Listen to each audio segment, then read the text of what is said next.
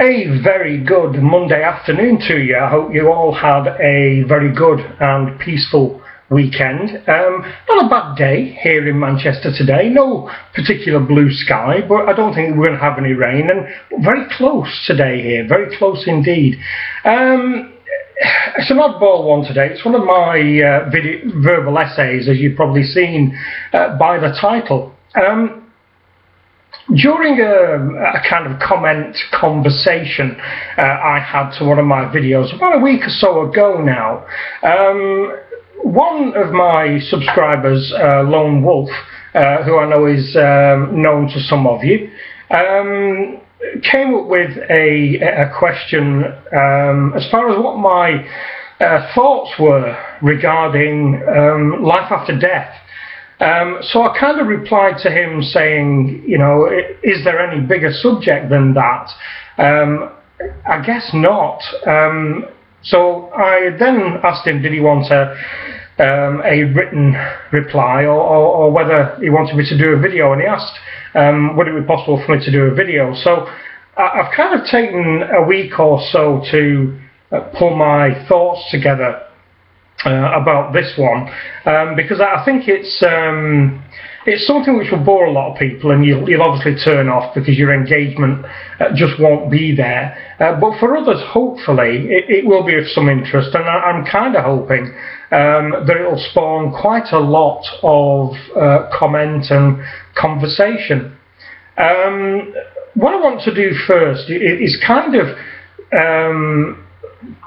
talk about, you know, the lots of different things that I see that can be allied to life after death belief or disbelief. Obviously, you've got a number of different options which I'll try and cover. I'll give you the scientific side of things, the point of view taken by the scientific elite, who believe that they are more valid than anybody else to give their opinion. I'll give you what I anticipate being the view of people who carry a religion or a faith or a belief in something. And I will also give you my point of view on it. So this is for you, really, Lone Wolf, to kind of answer your query to me. Let's take the scientific first. Let's get the very black and white thing out of the way, because the rest is a little bit kind of shades of grey, and I feel quite uncomfortable dealing with shades of grey because I'm actually a very black and white kind of guy. There is only black and white for me. There is only right and wrong for me. There's no extenuating circumstances if a crime has been committed. However, there is only right and wrong. There is only good and bad, and that kind of thing. I'm that kind of guy. Unfortunately, it's the way I'm wired. And when I see that wrong's done to somebody else, I don't view that they should not be punished if they themselves, the committer of the crime, has had a hard life, for instance. It is universally known what is right and wrong. That is my belief. Anyway, we'll move away from that one. I've recently read a study that was carried out in 2014 at Southampton University. Now, it was carried out by I wrote his name down so I wouldn't forget, a Dr. Parnia, P-A-R-N-I-A. Dr. Parnia has recently moved jobs. He's now teaching or lecturing in America. But whilst he had tenure at Southampton, this came up and he thought he would do a study with his team of undergraduates. I say the study was done in 2014, and it was a study of 2,000 people who had fatal heart attacks, cardiac arrests. The 2,000 cases were spread from hospital reports here in the UK, also in the US and in Australia. So you've got, obviously different socio-economic ranges of people. You've got different socio-geographic people, and also health care regime people. Obviously, here in the UK, we're fortunate enough to have the NHS, but obviously in America and Australia, you don't have those systems, so that perhaps the treatment wasn't immediately available to some of these people. That's kind of what I'm trying to get at, because maybe they didn't have, I think it's called Medicare or Medicaid, so they didn't have those, so maybe the treatment wasn't readily available to them. What the survey showed, they came up with a result that 40% describes, 40% of people who survived described some kind of awareness. Now, to put that in some form of perspective, there was a 57-year-old gentleman, it doesn't say in what geographic location he was, who, when he came back, or when he was brought back to life by using the jump leads and stuff, the defibrillator, he could describe in detail the doctors, their nationalities, going from their accents, the number of nurses who were in attendance, the equipment that was used, what the room looked like, how long it took. So he basically had an out-of-body experience. So obviously he experienced something. All the others who basically said that they had all the usual things that we're all aware of, the white light, or views of people beckoning them to go with them. Some even said that there was this gold aura that they were going towards and felt very warm and very secure. The scientific thinking on this is that the brain cannot function without blood, obviously, and that once the heart carries out its final beat, as it were, there is residual blood flow, so the brain will carry on functioning for a very, very small amount of time, and they consider the maximum amount of time that it could function for is 25 seconds. After that, life and awareness has actually ended. So that being the case, the number of people who were resuscitated and survived could give accounts of things that had happened anywhere up to 3 minutes after the point of death. And the recounting from some of them was very, very precise, very acute and very clear. For others, not so. And they could just give vague impressions of what they perhaps remembered. But obviously the rest of them gave the white light scenario and so on and so forth. Now, the scientific viewpoint on this is that the brain is still suffering from all the shock and anxiety of the actual heart attack itself. Plus, of course, there is residual electrical activity in the brain, which could also bring forth, for want of a better phrase, hallucinations.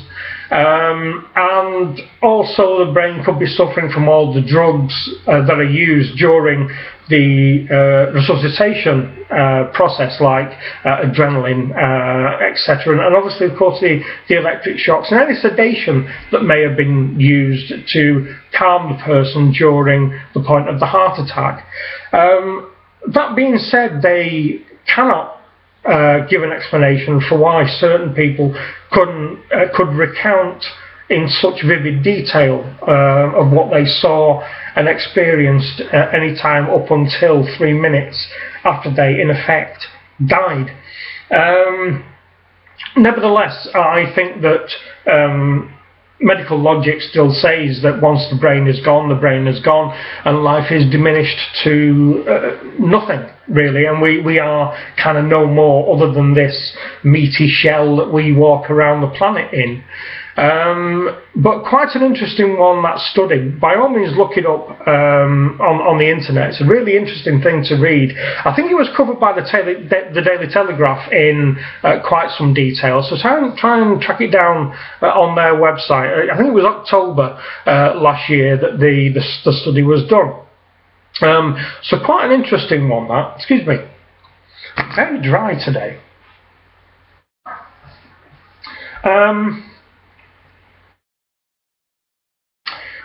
Talking about the people who have a faith.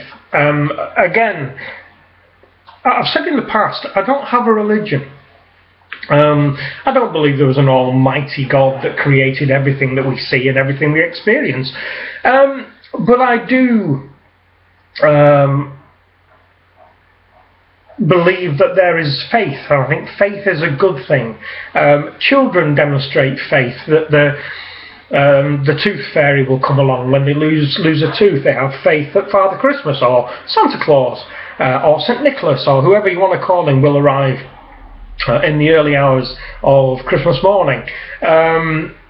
And I think faith is a very good thing for certain people. If that faith gives you strength and comfort, then how can that be a bad thing? Faith is a completely different thing to having a religion or a set out complex belief system which is aimed towards the worship of a god. So though all that kind of people do believe in the afterlife, that they know that if they live well here, that they will be rewarded by eternal joy and happiness and comfort and well-being somewhere else. And that hope is a comfort to them during their time here on earth. And as long as they believe that, and as long as that gives them hope and indeed comfort that this is not it, that this little stretch of the 70 years and 10 as it used to be is not all we have, that this is just the passageway, as it were, to something better, something more long-lasting. And a lot of the people who do, of course, have this hope that they carry with them also believe, of course, that they will see their loved ones that have died previously. And that, of course, is a very positive force to carry with you. So I think the life after death thing for people who are of a faith is a very strong driving influence to them and a very positive thing in their lives. So that's that kind of thing dealt with, I think. From my point of view, I'm going to give you my actual personal experience. I was rushed into, I've had asthma all my life, and in 2000 I was quite ill for no apparent reason. My asthma was very poorly out of control. I was ill all the time. Working became an issue, and even though I'm very experienced in dealing with and treating of my asthma, most of the time people can't tell I do have asthma. Something was going wrong, and it wasn't until fairly late in this that I discovered, or it was diagnosed by my very good GP at the time, that I had pneumonia. The pneumonia accelerated and became quite serious. Wouldn't recommend pneumonia. The complication then turned into a pleuratic rub, which is commonly obviously known, as you guessed by the name, it's pleurisy. And I remember saying to my doctor, Jesus, I thought that had went out of fashion with the Black Plague, and he said, well, no. He said, we do see the odd case of this, and what it actually is a rub of what's called the pleura, which is the surrounding tissue of the lung. And the problem with pleurisy is that the damage is everlasting. Once you have pleurisy, the damage is there. I think Simon Crane has a touch of pleurisy, if I remember rightly. And it's actually very unpleasant. My experience of pleurisy was, excuse me, it felt like I had a little man in my chest with a dagger, who was constantly, once every 2 or 3 minutes, pushing it into my lungs, and it was actually quite unpleasant. It used to take me 10 minutes to get to the toilet, for instance. I would go upstairs, I would have to rest halfway up the staircase, sit down, and then carry on and go and do whatever I did, and then on the way back down I'd have to rest again. Very, very unpleasant. Anyway, one Friday night, I think it was, I had a very severe asthma attack, and my wife at the time called the ambulance. They came out. By the time they reached, I was relatively unconscious, making very little sense. They put me into the ambulance. My last memory of being in the ambulance is the blues and twos being put on, and a radio call going out from the attending paramedic saying that we would be going straight to crash as this person was not responding. I was taken into crash department, put on a bed and dealt with by a youngish senior house officer doctor, who I ended up feeling quite sorry for because I was going downhill very, very fast. He was trying everything he could to bring me back, and I got to the point where when you're dying, you have what's called peripheral shutdown. Now, peripheral shutdown is your arms and your legs stop receiving blood, and all the blood, because your body is the magnificent, clever thing that it is, keeps all the blood in one particular area, which is your genitalia, your chest, so your lungs and your heart and your brain. All this goes white, then blue, and numb, and etc. And we got to the point where he was needing to give me drugs, and also to take arterial blood from my wrist here, because they wanted to test how much oxygen was in my blood, and everything had shut down. The veins were flat, the arteries were flat, and you couldn't actually take anything. At that point, I recall a conversation between the doctor and my then wife, who basically said, you know, I'm sorry, there's actually nothing we can do at this point. My recollection of that is my closest death situation, I suppose, was that I was so tired at that point, I actually didn't care. I took probably a very philosophical view, which was either sort me out or let me go, because I'm fed up of trying. I'm tired, I'm hurting, I'm just fed up of being in this crash department being attended to. So this went on for about 15 minutes. Now, I have to say, if this is a near-death experience, then I didn't experience anything. Nobody coming to take me, no white light, no golden glow, no not even the warm, welcoming sensation that I've just described. It was just a feeling of helplessness, tiredness, and being resigned to the fact that this may be it. Fortunately for me, it wasn't it. I've always been a little bit awkward. I nearly died when I was 3 months old. I spent my first 4 months in hospital, missed Christmas. My mum and dad must have been distraught. So my view basically is that it is inescapable for me. I'm indestructible. And if life wants to come and have another pop, it can have a go, but it's got to bring its friends with it, because I'm too hard. So for me, no out-of-body experiences, nothing of that sort, but I don't dispel the possibility that there may be for some people. Once I came back to some kind of awareness, as it were, they stabilised me and then decided to move me to critical care just to make sure that I was all right. And the first words of the sister once I was admitted onto critical care was, you know, and I quote, "Jesus, what have they done to you?" Because both of my arms were covered in plasters by that time, because the poor doctor was trying to find veins and arteries, because they'd all clamped down, he couldn't. So basically said, you know, obviously they got a bit bored and the dartboard had gone missing, so they used me instead. So I guess that's kind of where I am. The study has shown through science that they have some results they can't explain.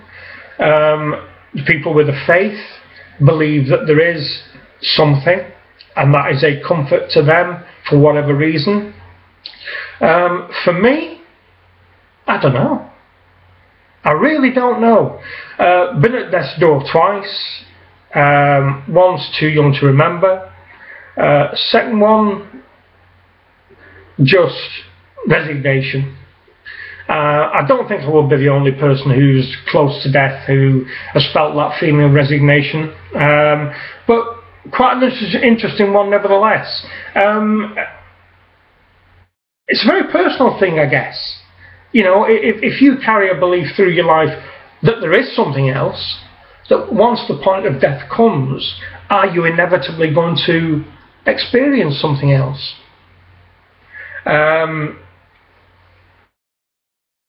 Maybe it's because I don't carry that belief that I didn't experience something else. Who knows? Anyway, long one, complex one. No doubt people watching this, some of you will have a faith. You will know in your heart that you are going somewhere after this.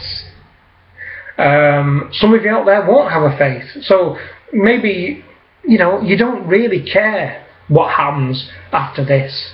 But the important thing is that this is as good as it can be, and we as people can be as good as we can be to make the life of other people as good as it can be for them. So that's it. I hope this spurns a lot of interest. I hope it spurns a lot of comment and questions and conversations. I really do.